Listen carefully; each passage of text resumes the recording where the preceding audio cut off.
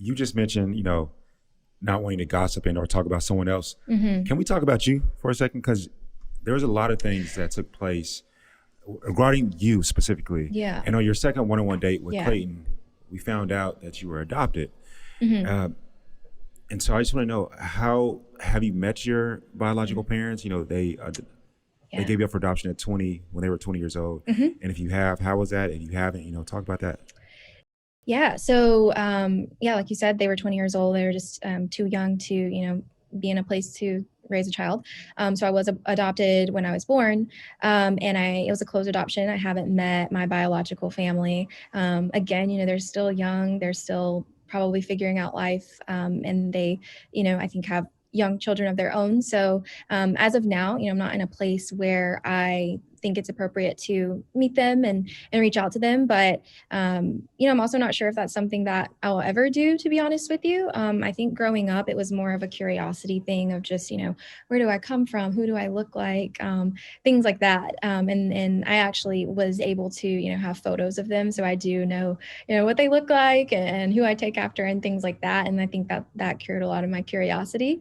But as far as meeting them, I've never had contact with them. And like I said, I don't know if that's something I'll ever do. It's definitely not on my radar in the near future.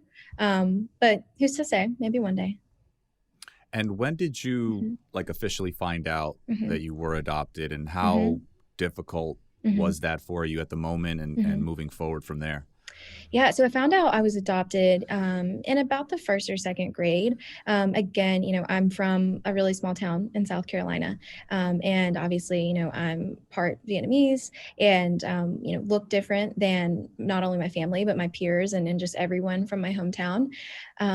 And so it was obviously recognizable that I looked different than everyone around me, and specifically different than my family. And I just remember, in the second grade, I would have kids, when your parents are at, your school functions or picking you up from school, they're like, that's not your parents. That's not your real parents. Who are your real parents? And you're kind of like, what? I don't know how to answer that. Like, I don't know. Yeah. So, I just remember, asking my parents, like, are you my parents? Like, who are my parents? Like, what am I? Like, was just really confused. And it stemmed from, people around me being able to recognize that.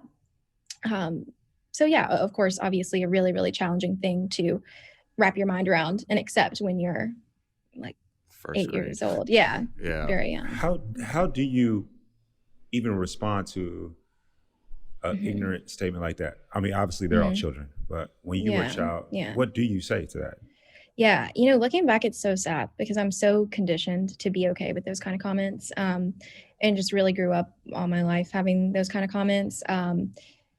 And I think, I turned that into insecurity and into hating myself and into not wanting to be who I was. I wanted to dye my hair blonde. I wanted to wear blue contacts because my family all has blonde hair and blue eyes, and my peers did too. I just so desperately wanted to, not have people say that about me. I just so desperately wanted to fit in and look like everyone else.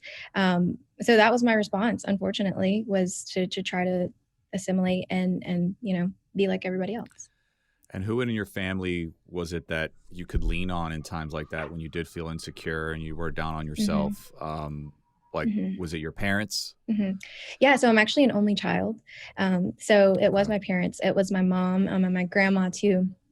On my mom's side, I'm really close with her and with my mom as well. We're like best friends.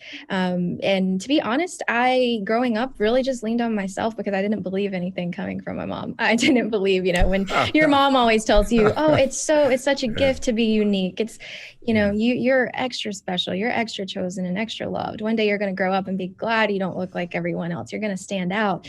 And of course, when you're in the second grade, you're like, you're wrong. I just want to look like everybody else.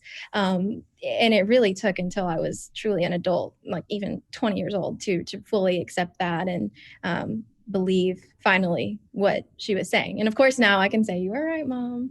But 20 years, it took a while. Was there like a moment or where it kind of just clicked for you? Or is that just something that came just as you aged, maturity? Yeah.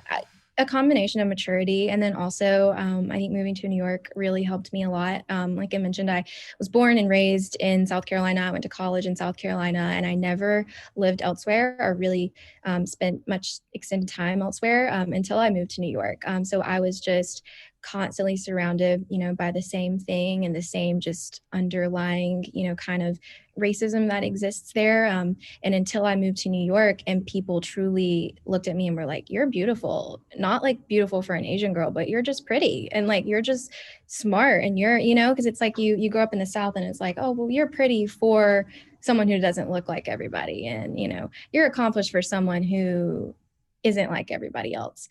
But then you come somewhere like New York and you're just appreciated for 100% who you are, and no one sees, anything other than that. That was, a truly beautiful, just awakening moment. And, another reason why I try to treat everyone, with no judgment and always get to know people. How long have you been up in New York? Almost off and on for 3 years. With COVID, things got a little bit weird. But I started making that move up when I was about 20, and went back and forth for a little bit. But I've been here full time for 2 now. Mm-hmm. Gosh, nice. I love New York. It's the best. I don't want to quickly pass over what you said. You said something right there that was pivotal. And I want people to know, can we please stop effing saying a compliment and then backhanding it? Right. Oh, you're pretty. Pretty for a blank. A what? Yeah. Like, that shit is annoying. We have to stop doing that. Like, just shut the hell up. Yeah. That's just for everybody listening that may or may have not have done that, or someone that has done that. I hate when people say stuff like that. It's like, just shut up, bro. Yeah. Why are you even talking to me? Right. But like she said, it's like small-minded, ignorance is what it is, right? Yeah. I mean, she moves to like one of the biggest melting pots in the world, and it's like, you're beautiful and unique just as you are. Period. So, right. And it was such a crazy moment. And like, I even find myself I think the way I coped with it too growing up was turning to self-deprecation, and I would make jokes about myself and I would turn it on myself. And even now, like you mentioned, if someone's like, oh, you're just amazing as you are, I'm like, yeah, for blah, blah, blah, like I still combat it with that, like, defensiveness and that self-deprecation because I'm so used to getting it. So it's still, it's still a learning journey to like fully love and accept myself, for sure. Well, I want to talk about that journey. Mm-hmm. Starting back, you had mentioned growing up in South Carolina, specifically Spartanburg, right? Yeah, Spartanburg. Spartanburg. We got to do a little research on you, right? Good. You said there was a little racism there and some other things. Like, talk about that experience. What was it like growing up in Spartanburg? Mm-hmm. I like to give people the benefit of the doubt. And I don't think that saying, like racism is always accurate. I think racial ignorance is what you typically find there. And again, I just, I hate to talk negatively about anything or about the people that raised me and the town and the place that raised me, but it was hard. And I think that, hopefully my experience and me sharing what it was like growing up in a place that knowingly or unknowingly, exhibited racism towards me, I think that we can all use that as a learning experience to grow and to be better and to, open our minds and really educate ourselves. I try to empathize with, sometimes that saying of, people just don't know better because they haven't been exposed to it. They haven't experienced this. And I do completely understand that. But I think then it's your responsibility to open your ears and your eyes and to listen to people like me and other people. We have access to the internet, we have access to the TV, like listen to these stories and see that these things aren't just happening in New York City and LA. These things are happening in these small southern towns. And while everything is perfect and great for you, there are people very close to you struggling and dealing with racism and aggression. And it is our responsibility to open our eyes and see that it's right beside us and, take accountability for it. Amen to that. Now also in Spartanburg, you started entering pageants. Yeah, I did. Oh. So when did you start that? So it was my freshman year of high school. And a little other fun fact about me, my dad is very musical. So I grew up playing the violin, the piano, guitar, and taking voice lessons. Oh, wow. Yeah. So I, loved music and loved performing, and I was a freshman, and our high school had a pageant with a talent portion. So I was like, oh, awesome. I'll enter the pageant. I'll sing. You're ready. Yeah. I was like, this is cool. I'll join that. So I ended up winning, and I was like, oh shit. Like all the senior girls were like, this bitch. But then someone came up to me and said, you should compete for Miss Spartanburg teen, my hometown. So I was like, okay, why not? So I did it, won that. I went to Miss South Carolina. Didn't end up winning that year, but I fell in love with it. And again, fell in love with, the idea of, one, showcasing our beauty and being proud of it, two, showing off our talents and performing. And then three, the platform and then the social initiative aspect of it. That was where I was able to develop and launch my nonprofit for adopted and foster kids.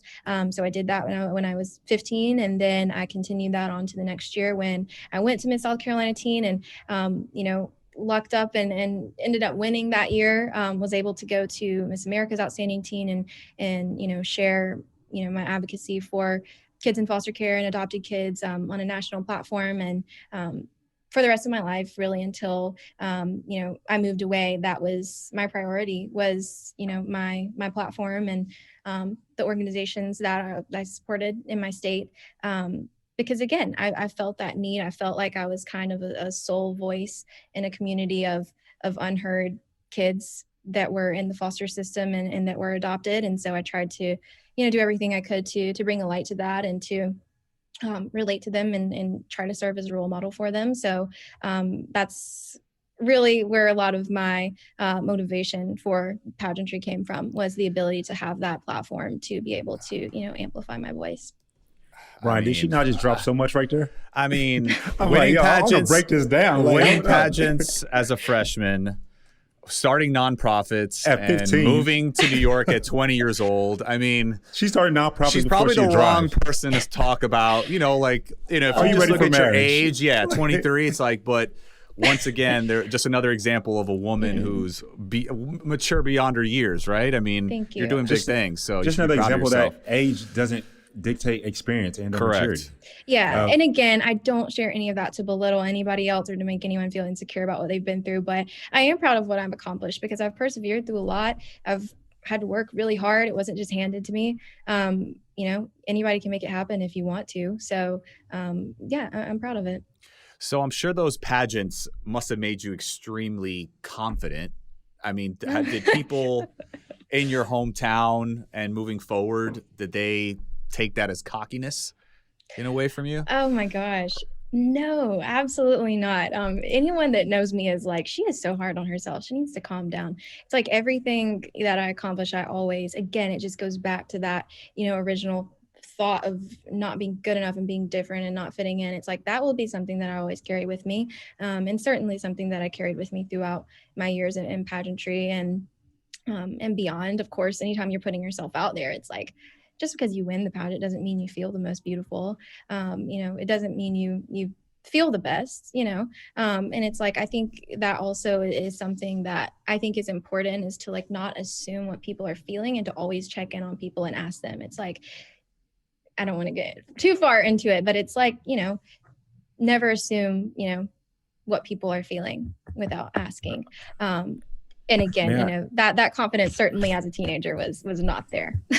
Sarah, here on Talking It Out, this is exactly what we do, talk it out. Yeah. What was that you were about to say that you paused yourself for a second? Yeah. So I don't want to get too deep into it. Yeah. Well, I was just saying, like, too deep into like the journey. I was going to say something that was a little bit more applicable to some of the stuff that went down with me in the end of my journey. Yeah, I think it was hurtful because it felt like people were just assuming my confidence and assuming how I felt. But none of the girls ever stopped to ask how I was feeling or how I was doing, or stopped to say, hey, it seems like you're really confident, but are you, are you okay? Are you struggling? And it's like, I always tried to make an effort to reach out to the girls that I was friends with to make sure that just on a human level, they were okay. It was a hard experience. And it's like, I wasn't given that same love in return. And they, saw me meeting with the therapist all the time and traveling with the therapist and taking, full advantage of that service. And, I have no shame in sharing that I partook in that. But clearly, no shame to be given. Yeah. But it's like, clearly, if you really are looking out for each other, you can see that someone's struggling. And it was pretty heartbreaking that none of the girls did, stop to ask how I was doing. They just kind of assumed. And how often does that happen? The person that seems to be the most confident, nobody really talks to them or checks in on them. So they may be struggling the most compared to somebody else. So I totally feel you, because the moment I knew there was a psychiatrist on the show, that changed the game for me. Oh yeah. It was just an outlet for you to basically spill all your feelings out to, and that was everything. So I can totally feel you on that. Sarah, I love to, and I would want to keep on praising you, but I have to look from the other perspective of how the other ladies felt. And so what we got to hear from watching it back is that some of the other girls felt that you may have been making your relationship with Clayton seem like it was the one. Like they were over with. Like they were, they felt some type of way. They felt that your relationship you were making it seem as if your relationship with Clayton was number one, nothing else mattered, and they should basically just go home. Not the words that were exactly said, but the gist of how it came across. What do you say to that? Yeah. I mean, first of all, I take accountability for anything that I've said. However, though, I'm aware of what I shared with people, and if anything, it was kind of more negative things. It was like, when I got back from my date in the underwear, I was talking about how I was really upset and felt really insecure and felt like he wasn't having a good time, and how I was just crying to my producer about not wanting to be in my underwear. And then, of course, when I come back from the second one-on-one, I was just a complete mess because I had been sobbing all night and I just honestly needed someone to be there for me. So I am kind of a bit confused on how.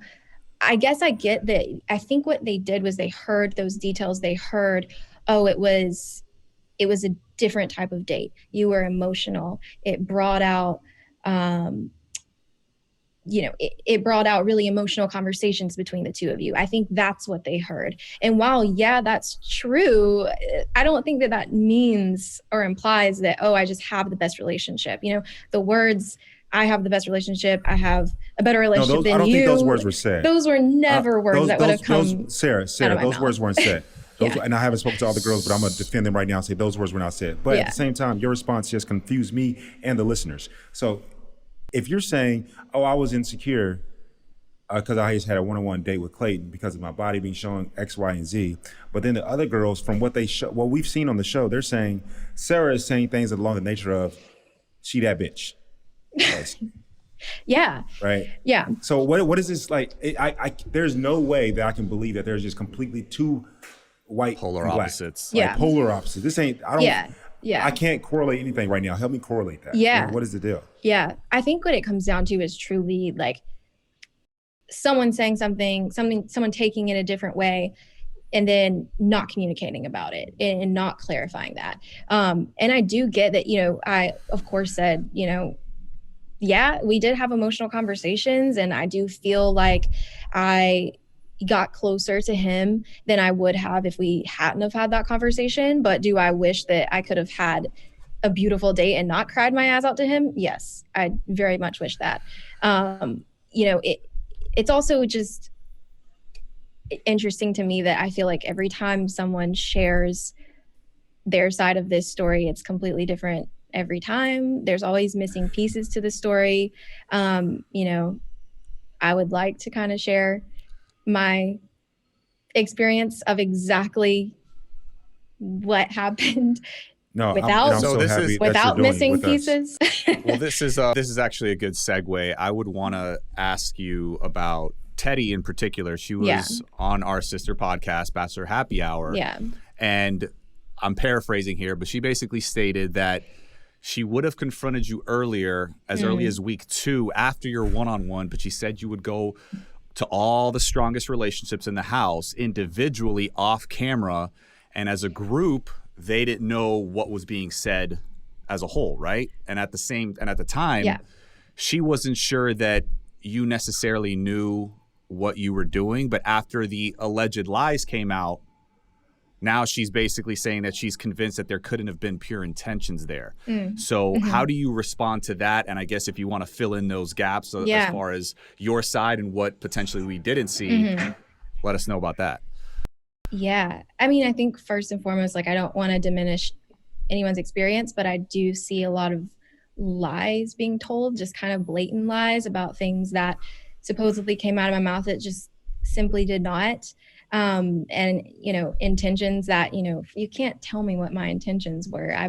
Fair. Can no one tell you what your intentions are? Right. And so, just from kind of the beginning of it, what I'll say, is that, in the beginning, Teddy and Rachel and I were really, really close, the three of us. And we all shared things with each other. Teddy came back from, I think, a group date of hers and was saying, oh, Clayton said that just to be patient, once there's less girls here, we'll be able to spend quality time together. And then he mentioned me meeting members of his family. So she was sharing that information with me, and I never said anything about it. Rachel was sharing the fact that they talked about, him meeting her family and things along that line. They shared that with me, and that was fine with me. I was supportive of that. I never had that intimate of a conversation with him. Him and I really didn't speak about meeting families and being patient until there were less girls there. He never said anything like that to me. So it's like I could have taken those comments and said exactly what they're saying, that it makes me feel less, but I didn't, because I was in my own lane. I was in my own relationship. And those were also private details that they shared with me that they clearly didn't want shared on camera, and that I kept confidential. They shared them in confidence. In confidence. Yeah. And so, and again, also not something that I held against them. And of course it was, intimate details that, sure, in theory, should they have made me feel worse about my relationship? Maybe. But at the same time, it was like, I was very good at being like, just because someone else's relationship is great doesn't mean that mine isn't also great. And that was kind of the mindset that I always had. So when it came to me sharing things that were, again, nowhere even along the lines of what they were sharing with me, I never thought, oh, this would make them feel insecure. They never shared that with me. And then we actually, yeah, go ahead. No, finish that thought. Yeah. So then, in fact, when we were in Croatia and Mara was confronting me on the stairs, and she mentioned something about some of the girls are feeling insecure by what you're sharing, I knew that it would have been Teddy and Rachel, because in fact, those were, you can tell from the show, I'm very soft-spoken. I'm not involved in a lot of conversations. The only girls that I ever confided in and ever shared any details with were Teddy and Rachel. So as far as her trying to bring in Susie or Gabby or anyone like that, like, I love them, I have nothing against them, but I wasn't close with them. I wasn't having personal conversations, off-camera conversations in their room at night about my relationship. If they were privy to any of the details about my relationship, it's because someone else was telling them. It's not because I was telling them. For the record, you did not go to them, correct, all four of them individually. You told maybe two, and then they basically, correct, translated that information to the others. Correct. So as far as... Right. With that being said, yeah, go ahead. Finish that thought. Yeah. So what exactly had happened was, what they're also failing to mention is that I didn't go into their room. We were roommates. I was in my room with my roommate. That was Teddy. And I came back from my one-on-one that night in Croatia when I was clearly really upset, had just been through the ringer. And yeah, I was venting. I would say that I was venting. I was mad. I was sad. And she was my best friend in the house.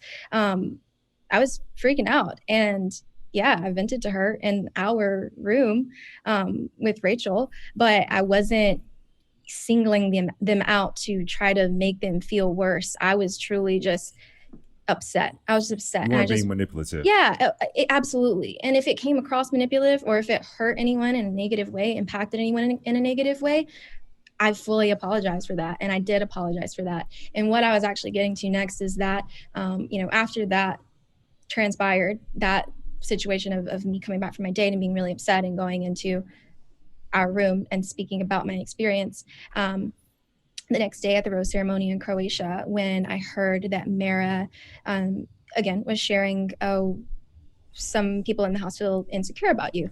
Again, I knew it could only be Teddy and Rachel, because those were the only people that from my mouth I had spoken to about my relationship. So immediately, this wasn't shown, but immediately I went to Teddy and Rachel and pulled them aside privately and said, it's come to my attention that you might be feeling insecure about some of the things I've shared with you, and I want to talk about it. I want to get to the bottom of it. And they said, yeah, the things that you shared with us the other night, we get that you were upset, but they made us feel insecure about our relationship. And immediately I was upset and was like, I am so sorry. I take full accountability for that. I never ever meant to say anything to hurt you. I'm sorry. I spoke out of emotion and I was overwhelmed, but nothing I ever shared with you was shared with the intent of hurting you. And I apologize. And I hope that you can forgive me and move forward. And I said, and I hope the same for you as well, you know? And because we were all sharing things, again, all three of us were sharing things with each other. And so we came to the agreement. And this is actually what also wasn't shown. They both said, yeah, we understand that we've been sharing things too. And I think it's getting to a point where all three of us have great relationships with great potential. And it's getting to a point where maybe we just don't share as many details about it. And it was like, got it, moving on. Fair. I'm glad we squashed that. Which makes sense. So time out. Yeah. I just want to bring this up. So she also on Bachelor Happy Hour, she clarified that they weren't necessarily, at least she wasn't, feeling insecure based on what you were saying about your relationship with Clayton. It was the quote unquote lies. And I know there's a situation about maybe you mentioning that you both cried, you and Clayton cried together, which he stated wasn't the case. Like, was that the quote unquote only lie? Was that a lie? I mean, for the record, was that? I think that's what she's referring to when she says lie, because nothing else I've said could be possibly misconstrued as a lie. But the thing, I never once said that Clayton cried. I said that I cried to him. And so they said, oh, so you were crying together. And I said, yes. But that, I never said, oh my gosh, he's crying to me. Again, I think that's where it's like the communication was just really foggy. And like, I never once said that he cried to me. Clearly, if you see it, it's like I'm the one just crazily upset. And I was just saying that I was like crying into him, like literally into his body. I was like collapsing into him and just like more upset than I had been the entire journey. I never once said that he was crying to me. I think they took that as like, oh, you were crying together. He was crying to you as well. Was that conversation with all three of y'all? Correct. Yeah. The conversation was with all of us. And so all of you guys being you, Sarah, Teddy, and Rachel. Correct? Right, exactly. So no one else was involved in that. Why, and this is me playing devil's advocate, so don't get mad at me, I'm just doing my job. So why would two people say the same thing? Yeah, no, and I completely get that. And I've even run it back in my head. I'm like, did I fuck up? Like, did I say that? And I'm like, no, I know I didn't, because I was so fixated on honestly like my own emotion and me crying. I think truly what happened is they got in their heads, they talked to each other about it and said, oh, you remember when she said that? Yeah, she said that. You know, it's like almost when it's like you hear what you want to hear and you believe what you want to believe. And I feel like, you know, I hate to throw people under the bus, but I feel like it's like the more you kind of lie to yourself and convince yourself that that's what happened, you convince yourself that that's true. And again, it's unfortunate because, you know, all of these conversations are conveniently off camera. So there's no, again, record of me saying this or not saying this, and I understand that. But again, it, you know, to me isn't relevant, and to me it's just another effort to, you know, make me sound like a liar when I'm not. For the record, you did not lie. For the record, you did not lie. I did not lie. I did not say that Clayton cried to me. I said I cried with him. So if that comes across as he cried to me, I'm sorry. But that's not what it says. That's fair. Fair enough. And also, all three of y'all were sharing parts of y'all's relationship with Clayton, and then it got to a point to where things were getting down to a point to where it was not enough people there. So you decided, all three of y'all decided to not speak about your relationships as much. Exactly. The three of us stood together in a huddle in Croatia at that rose ceremony. We were sitting there, and we said, we all, I mean, again, it wasn't a hostile conversation at all. No. It was me saying, just to understand clearly and just want to understand clearly, because if we were to talk to Teddy or Rachel, I want to make sure I understand them clearly, and they have the opportunity to have the floor as well, because we'll be respectful of everyone. So last week, Clayton did send you home. Do you feel that there was anything that you could have done differently after, or said something different to Clayton or the therapist? Yeah, of course. You know, in regards to the way I handled it with Clayton, I think again I was blindsided. And I think that, you know, I know a lot of people are roasting me about my emotion and questioning the sincerity of me being upset. But to answer that, it's like that was the pinnacle of all the emotion I felt on the entire season. like, just because I didn't have tears rolling down my face, it didn't mean I was upset, because it was a combination of anger, of frustration, of sadness, of exhaustion. Yeah, exactly. Wow. And I think it also hit me that, you know, not only were the girls I considered my best friends in the house going behind my back and saying these things to Clayton, when we just had a conversation saying that we forgave each other and that we were moving forward and we were putting in the past, to blindside me and then bring that up a week later in Vienna, without even coming to me first. That was hitting me. And then it was hitting me that, again, this man that I have been thinking I've had this amazing relationship with is putting me on the spot and hitting me with this accusation and almost presenting it in a way of like, here's this piece of information, defend yourself, prove yourself to me. And if you don't, you're going home. And it just, to be honest, I ran out of fight. I ran out of energy to put into this, because I had, since Croatia and even since the beginning, been constantly fighting and putting myself out there and proving myself to him. And it's like, at what point do I like have the dignity to have someone fight for me, and also just have the self-respect to say, if you have to question that, if you have to sit and ask me if I'm purposely manipulating people, then you don't know me and you're not my person. And that's what I wanted to come out of my mouth, and I didn't have the balls to say it. So I think the confusion on my face, that's where the confusion came from, is because I was trying to navigate that anger into tears so that I didn't say anything mean. And you spoke it loud and clear on a story that you posted. Don't ever settle for a man who speaks down to you. Yeah. So you basically felt Clayton spoke down to you.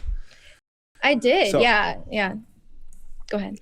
I'm listening, because, you know, I want to hear every aspect from the horse's mouth. Yeah.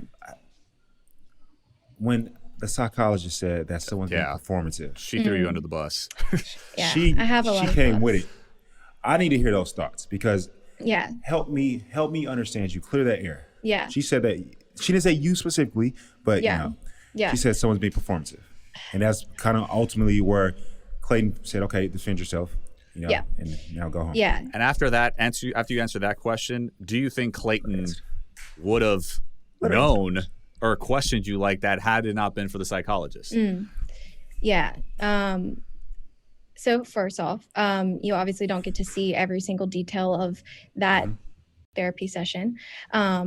But some of the things I did share in that therapy session was, again, some of the things that stick with me and that I think taint me, stemming from, you know, my adoption and my upbringing. I shared how my experiences in love have hurt me, and how, you know, I've been cheated on. I've been, you know, told that they just don't love me anymore, like things like that. I was sharing really, really vulnerable, emotional things there. So when a therapist said that someone's being performative, speaking direct about you, what was that like? Not about this therapist, you know, credentials or anything of that nature, but saying that you were being performative, and that's ultimately what led to your demise on the show.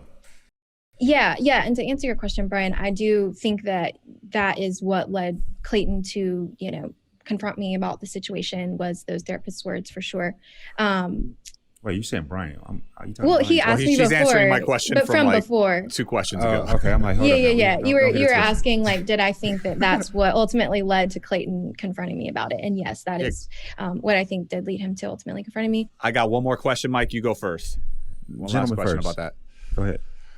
I just want to know if that therapist does not derail your journey, because basically, let's be honest. I mean, if Clayton wasn't aware of certain things, like, you know, that a lot of America's ripping him because he didn't make certain decisions, but he got that feedback in that moment and he did what he did.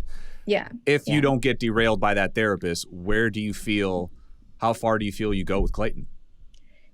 Yeah. I mean, again, what's crazy is, like, thank you for asking, because no one ever asked me that. Everyone just assumed, oh, you would have gotten engaged, you were so in love with him. And it's like, no one ever asked me how I was feeling or where I was in my relationship. So I appreciate you actually asking.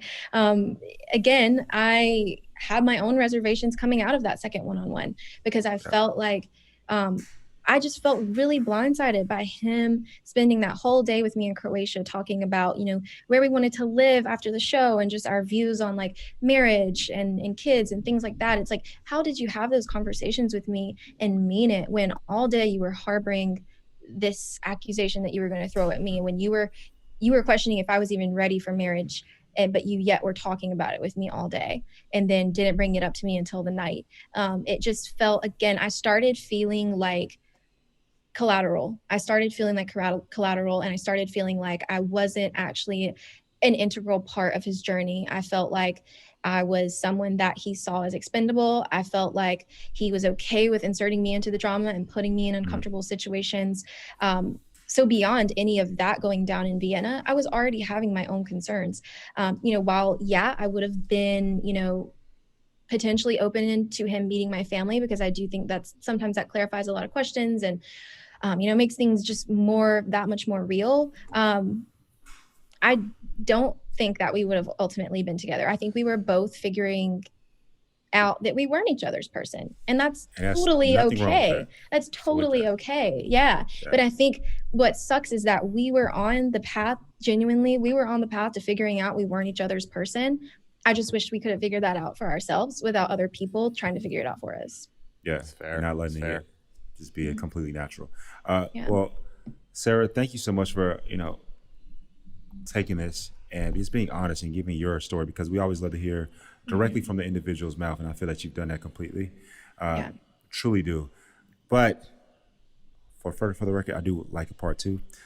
But I'm ready. We got to drop a gem. You've been dropping them all day today. So what you got for us? All right. Let me just reference this. Okay. Yes. This is, so hopefully I've dropped some good gems for you already. But something that is really special to me is a quote that says, it's not about what you have in your life, but who you have in your life. And that is something that I've learned through experience and that I've learned through life, that the people around you are really all that matters. The quality of people you surround yourself with is what matters. I've certainly learned through this entire experience and through my entire life that I would not be who I am today. I don't even know if I would be here today if it wasn't for the people and the quality of people that have been there for me throughout my entire life.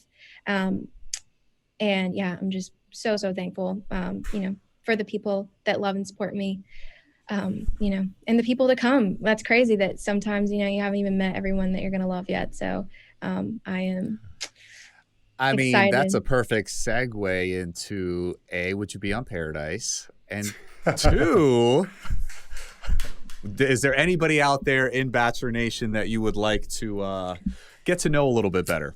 Of course, there's somebody. So who is this somebody? Not is there anybody? God, you hit me at an interesting day.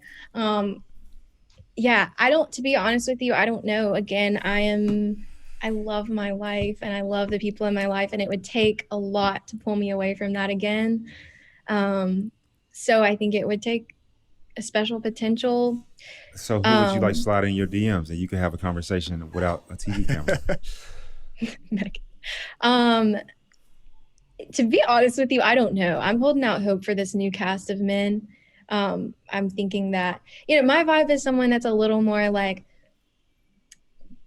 doesn't maybe love being in the limelight, like someone who's not really consumed by the show, someone that's a little bit more, just like views this as a page and a chapter of their life, not their entire life. And I think I'm still looking for that in someone. So nobody in the landscape that you see as of now meets that criteria. Yeah, I mean, there are out of all the guys, a lot of the guys, I'll defend some of the guys. They don't look at this as like they're yeah. And I think maybe I should be introduced to those people because I haven't met them yet. I think I need 5 guys, and I'll tell you which one is. Oh gosh. Well, I guess. In regards to what you're talking. We've only really been kind of circulating around like Michelle and Katie's guys. So I'm really gonna need to go deeper into the archives a bit. Into the archive. And it's like a lot of great guys are in happy relationships. Like guys that I would have said a few months ago I'd be interested in, they are in happy relationships. So I'm very happy for them, but that took away some of my prospects. Look how coy she's being. She really is. So now by deductive reasoning, we got to go back and see who's in a relationship, who just got in a relationship. You don't want us to assume, right? So what's up? I don't like assuming. DM me after. She said DM me after. Fair enough. Yeah. So Never say never, but listen, I've learned the hard All way. right. I'm not putting anything on record. See you on the beach, Sarah. See you on the beach. You might. I don't know. I don't know. Sarah, thank you so much for being here today. I thought you were a breath of fresh air. Yeah. I can't wait to thank see what you. you continue to do in your life. Appreciate Thank you you coming so on. much. I appreciate both of you. Hope to talk soon. All right, Definitely take care. so. Bryan, that was a great gem by Sarah, man. How do you top that? What do you have? I don't know if I do top that, man, but I just saw a post the other day that caught my attention. It goes a little something like this. We suffer more often in imagination than in reality. There is nothing in this world that can trouble you as much as your own thoughts. Stop overthinking. Stop overthinking, everyone. Just do it. I cannot agree with that more. For so many reasons. My gem actually kind of goes into that, which is like the things that we think is just eating and is sabotaging our happiness and is zapping our energy. And so my hot take today was, if someone's talking shit about you, that's their business. That's not your business. Literally, by you allowing them to talk that shit and you start to engage with that, you're now going into their conversation, right? Focus your energy. Focus your Focus energy. on you. And I think that would have, gone a long way. Being a lead on a show like The Bachelor, The Bachelorette, is trying your best. I know it's easier said than done, but love having Sarah on today. I thought she was really intelligent. Can't wait. I want to talk to Teddy, Right? Rachel. Let's have a round table discussion and get everything out in the open. We need all three of them. We need all three Right. of them. We need to hear it. But Sarah does. She's an intelligent woman. She's done so much. Once She's so again, accomplished. man. She's so young. Age, right? We had Serena P on, another 23-year-old. Now we have Sarah Yes. on. I mean, two very intelligent women with good head on their shoulders. Serena is like, she's on the Mount Rushmore of 23-year-olds. Like if there was a 23-year-old Mount Rushmore, Serena is on that Mount Rushmore. Shout out to those women. And to all of you listeners out there, thank you so much for tuning into today's episode. And guys, once again, I have to harp on this fact. We are casting for The Bachelor and The Bachelorette. So make sure to head to bachelornation.com/apply. That's bachelornation.com/apply. Remember, you never know. You might find the love of your life. You might just find the love of your life. And we always love to hear your opinions, your stories, your insight. So please don't forget to like, comment, share, message, follow us on social at Talking It Out, B as in Bachelor, N as in Nation on IG. And as always, don't forget to subscribe to our podcast and listen to us on the Odyssey app or wherever you get your podcasts. And baby, don't make me tell you no more. Don't DM me no more until you hit that subscribe. We love y'all.